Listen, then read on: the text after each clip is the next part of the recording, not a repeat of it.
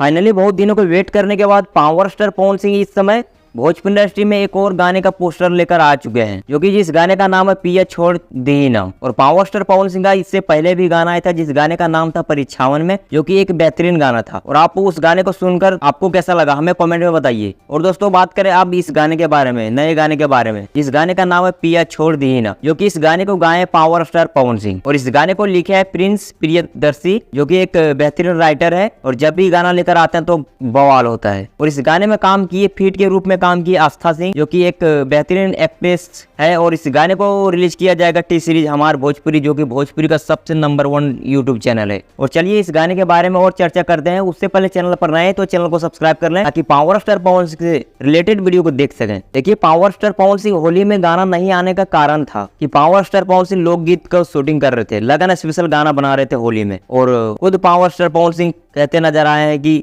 इसी गाने के व्यस्तता के कारण हम होली में गाने रिलीज नहीं कर पाए। बाकी चलिए होली तो बीत गए, बाकी अब लगन का पारी है। देखते हैं यह गाना कब तक आएगा। इस चैनल से जुड़े रहिए। इस चैनल के माध्यम से जब गाना आएगा तो हर छोटी बड़ी खबर दिया जाएगा इस चैनल के माध्यम से। और पावर स्टार पवन सिंह के जो पहले गाना आया था परीक्षावन में, वो गाना सुनकर आपको कैसा लगा हमें कमेंट में बताइए। बाकी मैं मिलूंगा किसी और नए वीडियो में, तब तक के लिए जय हिंद।